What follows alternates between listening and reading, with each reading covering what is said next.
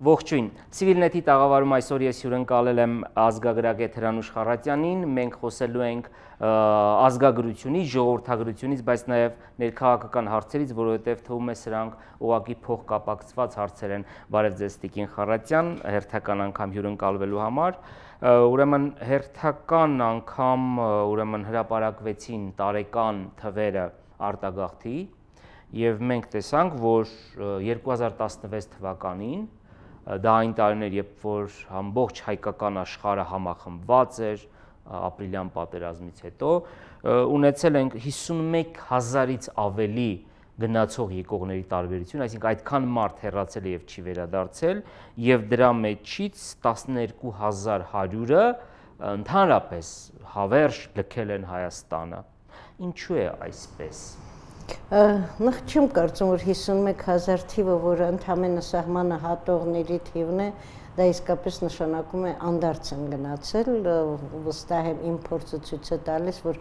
դա չի արտագաղթի թիվը, դա պատկեր է ավելի շատ միտումների մասին,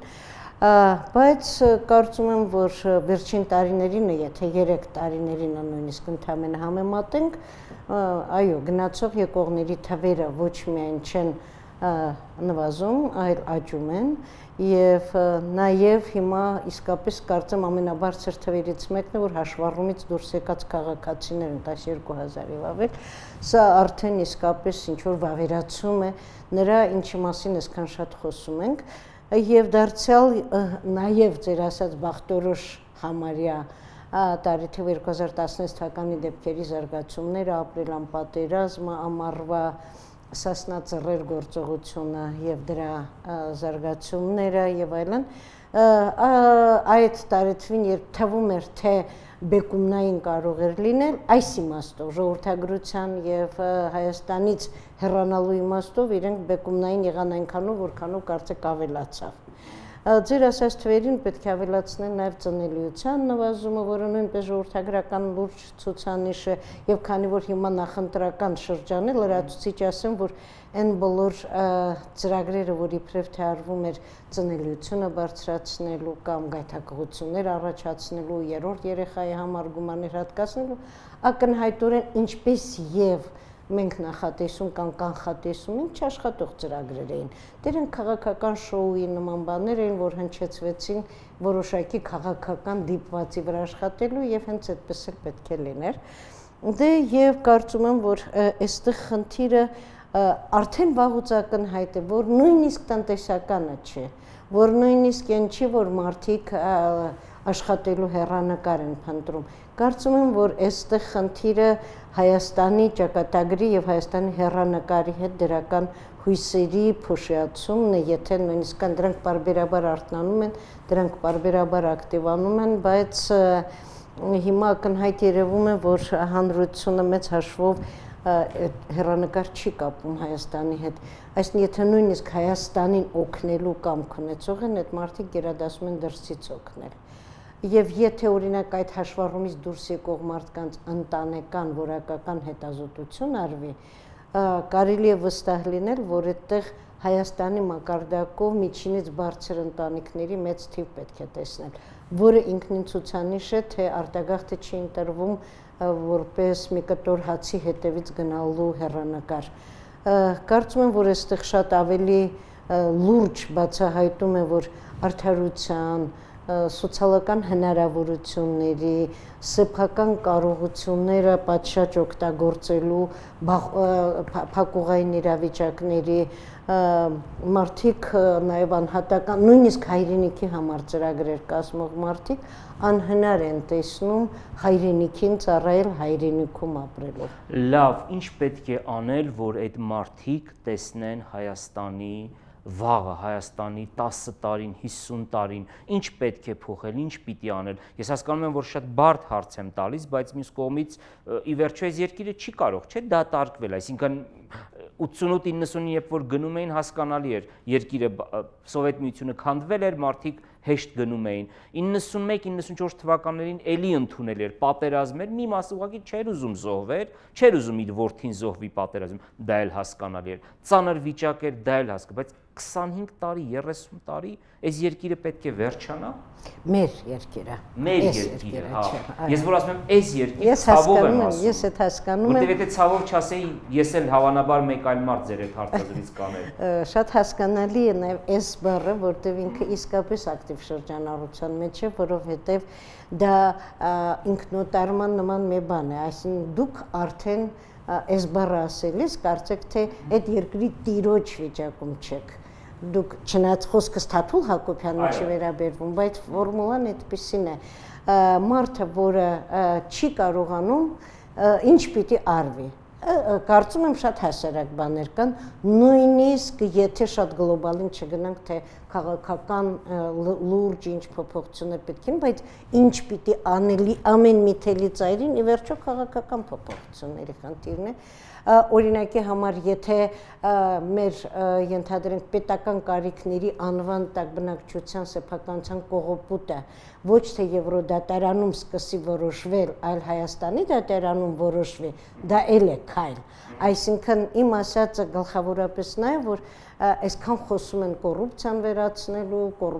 հանձնաժողովներ ստեղծել, կոմիտե ստեղծել, այս մեկը անել անդադ չէ, մենք երկրի ամենաբարձր մակարդակներով նախագահի, վարչապետների մակարդակներով անդադ կոռուպցիա ենք, վերացնում ենք, ես կոռուպցիան շատանում է, հա։ Եվ հիմա, երբ որ ես կարդացի օրինակ Եվրոպայի խորհրդի հետ առկա իշխանությունները ինչ նոր հերթական կոռուպցիոն դաշտերի վրա պիտի աշխատեն, հասկանում եմ, որ սա ծիծաղելի է առնվազն։ 3 են հրատարակել, օրինակ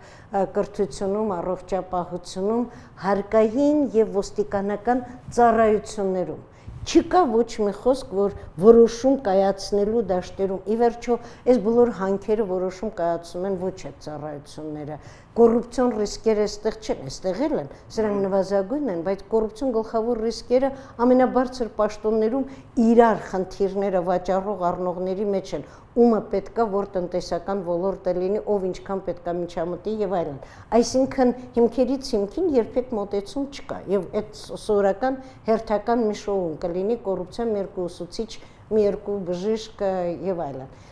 որը բնականաբար ցանկացած մեկն է հասկանում։ Ես արդեն օրինակ տեսնում եմ, որ Հայաստանում ուսուցչից, դպրոցից, փող հավաքելուց դժգոհող մարդիկ էլ հասկանում են, որ այստեղ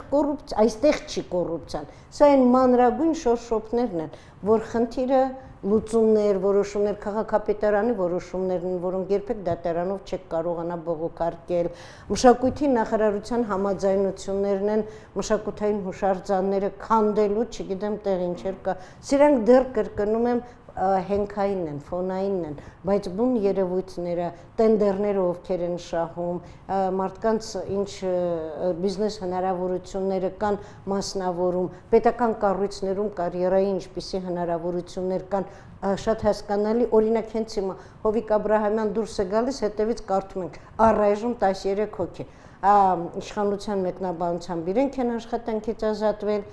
այլ մեկնաբանությամբ նրանց մեղմ ասած մեղմորեն առաջարկել են շուտ մաքրվել, սրանք են կոռուպցիան։ Եվ հիմա այս 13-ին գալու է մյուս 13-ն է զբաղեցնելու, դրանց խնդիրը չի փոխվում, եւ ես կարծում եմ, որ հենց որ այստեղ մի բան կոտրվի, նույնիսկ Սերժ Սարգսյանի իշխանությունը, եթե մի բան կոտրի, այս արտագաղթը այսպիսի տեմպեր չի ընդունի եւ երկրում աշխատելով երկրի համար դրական ներդրումները կավելանան։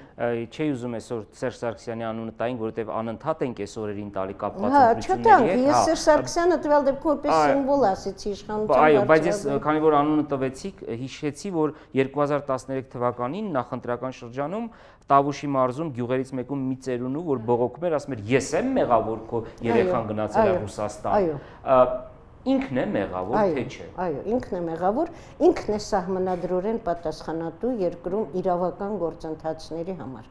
Ինքը իր սահմանադրական պարտականությունը ուղղակի իմաստով չի անում։ Անդադ սահմանադրություն է խախտվում, անդադ օրենք է խախտվում, անդադ դատարանը սրանց պատասխանատունով է, դատարանին է հենց ուղղակի ինքն է չէ նշանակում ի վերջո։ Ինչ է նշանակում, որ կառավարությունը չի կարող դատական համակարգում ոչ կադրային, ոչ ազդեցության որևէ գործողություն ունենալ։ Այո, հենց ուղղակիորեն Սերժ Սարգսյանը իր ֆունկցիոնալ պարտականությունները չի կատարում այս։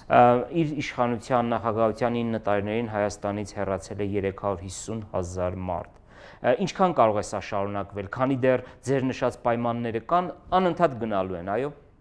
Թե կա կրիտիկական մի պահ, որ էլ չէ, էլ տեղ չունի գնալու երկիրը։ Պետք է կանգնի սա։ Գիտեք, նախ եւ առաջ ես պետք է ասեմ, որ իմ նշած պայմաններն էլ հավերժական չեն։ Ռեսուրսներն են սպառվում, մարդկային իրար մեջ եղած վստահություններն են փոխվում։ Հիմա վերջին հաշվով հենց այս պահին նաև ռեսուրսների փոխտեղավորման խնդիր կա եւ այս ռեսուրսների պետք է այդ ռեսուրսները միտեղից լցվեն։ Մի դեպքում Հայաստանում լիքը փող կա։ Բոլորովին պատահական չի, որ միլիարդների մասն են խոսում, որ դուրս է գալիս երկրից։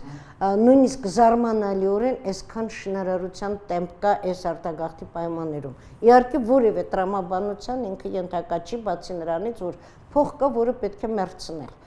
լեգալացնել, մերցնել եւ այլն, եւ շինարարությունը ամենավատ ոլորտն է մեզ համար, որովհետեւ այն որ փողը, որը պետք է արտադրության մեջ շրջանառվի, տնտեսության մեջ շրջանառվի, ուղղակի պատերի քարի մեջ է մեռնում, հա։ Եվ սա շարունակվելու է, կարծում եմ դեռևս ինչ-որ մի տրամաբանական ժամանակ։ Կա երկու տարբերակ, որ հասնելու է ինչ-որ մի օպտիմալ թվի ախորժակի եւ արտադրության կամ սպասառայությունների ուղղակի աշխատանքի միջև երբ այլևս անհնար կլինի, ես այդ թվերի մասին չեմ կարող ասել, որտեղ դրանք երկրից երկիր շատ տարբեր են։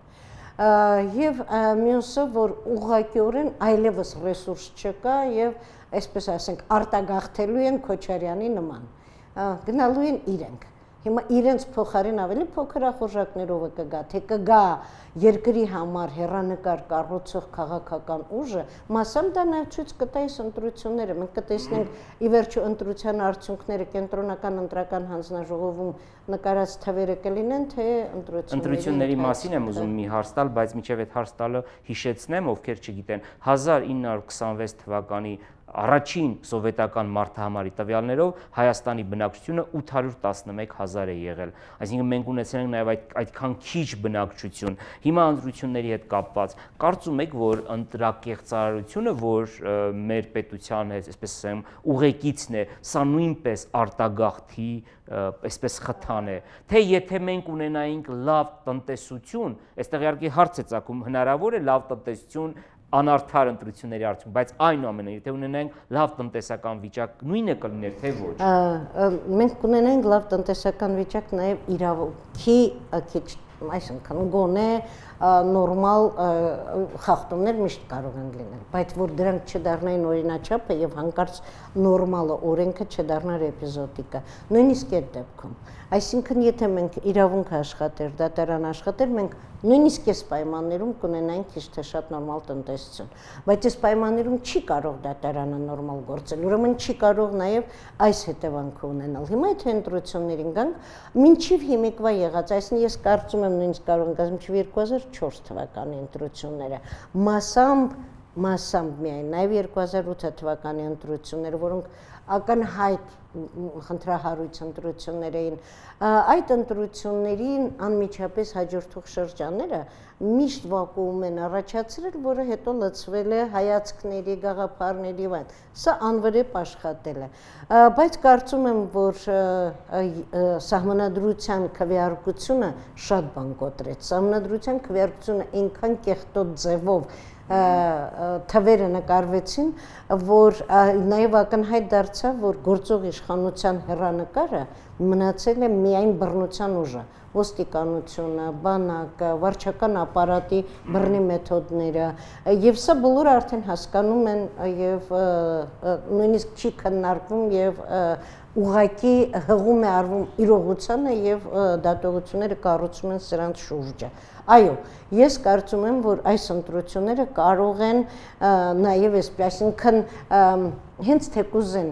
այս շատ է քննարկվում սա, չգիտեմ մեր ժամանակը գուցե չէի անդրադառնալ, բայց ես օրինակ ունեմ ներքին վստահություն, որ Սեյրան Օհանյանին աշխատանքից հեռացնելու, ի վերջո հեռացնելու, հա,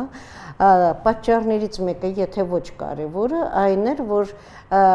գործող համակարգը գտնում էր, որ Սեյրան Օհանյանը ընտրություններին ՀՀԿ-ի համար ոչ բարենպաստ իրավիճակում հնարավոր առաջացող ճգնաժամի դեպքում բանակը չի օգտագործի ներքին քաղաքական խնդիրը լուծել։ Ուրեմն բանակի գլխին պետք է լիներ իշխանությանը ավելի լոյալ, չասեմ, հավատարիմ եւ պատրաստական մեկը, հա, եւ ես կարծում եմ, որ սա չեմ ուզում ասել միակն է, չեմ ասում Սեյրան Օհանյանը երկնքից իջած աստղեր կամ հրեշտակ, բայց ես կարծում եմ, որ այսպիսի մի գործոն նույնպես մենք պետք է հաշվի առնենք, այսինքն ես բնավ չեմ բացառում, որ այս ընտրությունները այնքան կարևորվեն, որ եթե նույնիսկ ընտրակեղծիքների կամ կենտրոնական ընտրական հանձնաժողով հասած թվերի եւ ստուգումների արդյունքները ճնշելուց հետո եթե հանրային ընդվզում առաջանա, այն չի ավարտվելու օրինակ հերթական մի այդպիսի դեպքով։ Եվ սա այո կարող է շատ բախտորոշնորից։ Ժամանակը սպառվել է, բայց մեկ հարց անպայման ուզում եմ տալ, կարճ խնդրում եմ պատասխանեք, թե կարճ չի լինելու, դժվար թե կարճ կարող եք պատասխանել։ Լևոն Տեր-Պետրոսյանը արտագաղթի հիմնական պատճառ նշեց Ղարաբաղյան պատերազմի չլուծված լինել եւ վերջին անգամ հենց ձեզ այդ թեմայով էի հրավիրել, Լևոն Տեր-Պետրոսյանի թեմայով։ Դուք չնշեցիք Ղարաբաղի խնդիրը։ Ճիշտ եմ հասկանում, որ այնուամենայնիվ Ղարաբաղի չլուծված խնդիրը կամ է ստատուս քվոն պատճառ չի մեծ արտագաղթի։ Այո, խորապես։ Այսինքն Ղարաբաղի հարցը մեծ խնդիր չէ, արտագաղթի իմաստով։ Ղարաբաղի խնդիրը օգտագործվում է Հայաստանում հենց հանրային բևեռացումը շարունակելու համար։ Եթե Ղարաբաղի խնդիրը դառնում է այն տնտեսական գործոն 80% սահմանների շրջափակում, ծանր տնտեսական ելքեր, օբյեկտիվ պատճառներ, ապա ինքը չպետք է խանգարի սոցիալական մի բևեռի գերհարստացմանը։ Եվ սա շատերը հասկանում են ու գիտեն, եւ գումարների դուրս տարմանը։ Այսինքն Ղարաբաղի խնդիրը անդադ շահարկել, ձևացնելու, թե երկրի հիմնական ներքին խնդիրները Ղարաբաղյան գործոնով են պայմանավորված, բանակ գնալու տղաներով են պայմանավորված, կռվի հեռանկարով են պայմանավորված։ Իմ կարծիքով սա պարզ մանիպուլատիվ մի խաղ է։